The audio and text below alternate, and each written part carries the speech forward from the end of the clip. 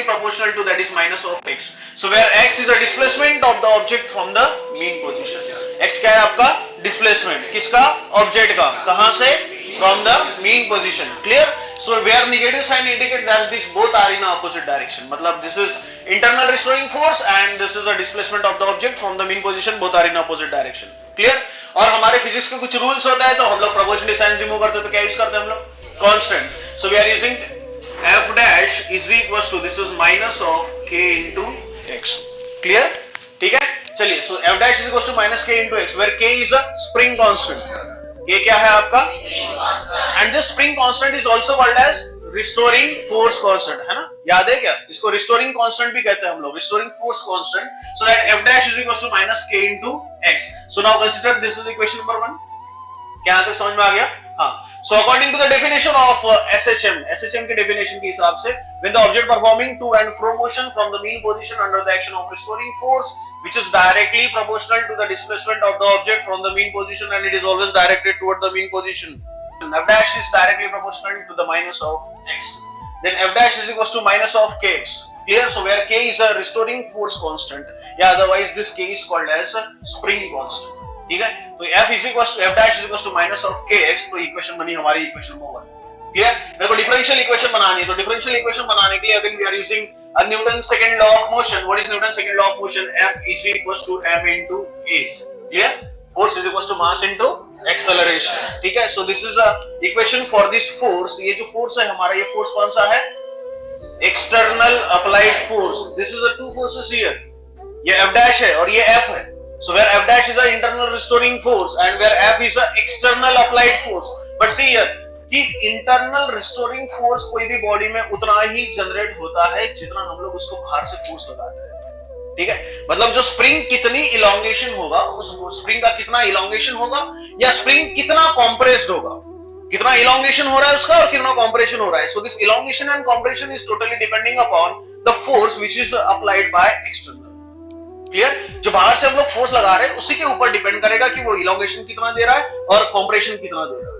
ठीक है, so that why this f is an external applied force and this f dash is a internal restoring force. So f is equals to mass into acceleration. Clear?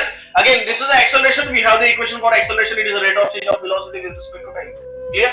So it's a dv divided by, equation क्या बनती है? या time rate of change of. Again v is what? Velocity. Again velocity is what? Displacement upon time. या इसको कह सकते हैं हम लोग rate of change of displacement with respect to time, या time rate of change of displacement, है ना? ठीक है, so v is equals to dx divided by dt and a is equals to dv divided by dt. तो ये d upon dt को वैसे ही रखिए, v is equals to dx upon dt यहाँ पुट करें. ठीक है, तो इक्वेशन क्या बनी? so a is equals to, so this d upon dt is as it is. ये d अपॉन a का d अपॉन dt हम लोग ने एज इट इज रखा हुआ है. v की जगह हम लोग dx अपॉन dt पुट करेंगे, so we get the dx upon dt here. Clear? So now this is d into d square and dt into dt square. So we get the equation for acceleration. So a is equals to, this is d square x by dt square. d square x by dt square. So this is the equation for acceleration. Equation किसकी हुई है? So acceleration हमारे को मिला इससे d square x by dt square. ठीक है, now put this acceleration in this mass, in this force. The force is equals to mass into acceleration. Clear?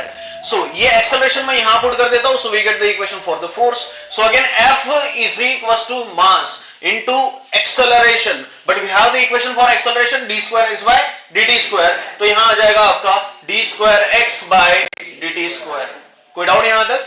Clear? चलिए अब ना ये जो इक्वेशन है, ये इक्वेशन को मान लेता हूं मैं equation number 2. Clear? So this is external applied force and this is what? Internal restoring force. अब इंटरनल रिस्टोरिंग फोर्स बॉडी में कितना जनरेट होता है ये किसके ऊपर डिपेंड करेगा? कि हम लोग ने एक्सटर्नल अप्लाइड फोर्स कितना लगाया हुआ है. It means that, so from this equation we consider that is f dash is equals to क्या है? f dash is equals to f. Why we are considering f dash is equals to f? Because कोई भी body का internal restoring force किसके ऊपर depend करेगा? हम लोग उसके बाहर से कितना फोर्स लगा रहे हैं. ठीक, सो f dash is equals to f. Again comparing both the equation. ठीक है, दोनों इक्वेशन कंपेयर करेंगे. सो m into d square x by dt square is equals to, this is minus k into x. Clear? Equation समझ में आ गई? ठीक है, चलिए तो ये m को मैं इधर लेके चलता हूं, ठीक है, तो m इधर लेके चलूंगा तो मेरी इक्वेशन क्या बनेगी again, d square X by dt square is equal to this is minus k into X as it is and divided by m। Clear? चलिए अब यहां से अभी हम लोग लेसन के मिडल में नहीं पहुंचे, लेसन के मिडल में जब पहुंचेंगे तो हम लोग graphical representation from the mean position and the graphical representation from the extreme position के लिए हम लोग ग्राफ्स बनाते हैं। तो जब हम लोग ग्राफ्स बनाते हैं तो एक इक्वेशन वहां से हम लोग एक सॉल्व करते हैं, that is omega square is equal to k upon m। तो अभी हम लोग वहां तक नहीं पहुंचे हुए, तो आप सिर्फ और सिर्फ इसको थोड़ा सा ध्यान में रखेंगे कि omega square is equal to k upon m, this is the equation for angular frequency. This omega is here, that is angular frequency. Omega क्या है आपकी यहाँ पे? Angular frequency. So that means omega square is equal to k upon m। So but obvious here omega is equal to under root of k upon m। ठीक है, तो omega की equation क्या बनी है हमारी? Under root of k upon m। So we have the equation for omega square is equal to k upon m। ठीक है, तो देखिए यहां से यहां इक्वेशन में क्या है? k अपॉन m, और यहां देखिए इक्वेशन में k अपॉन m है। माइनस को छोड़ दीजिए तो इक्वेशन आपकी k अपॉन m और x बन गई। ठीक है, so see k upon m omega square put करेंगे हम लोग यहां पे। ठीक है, so we get the equation. So again this is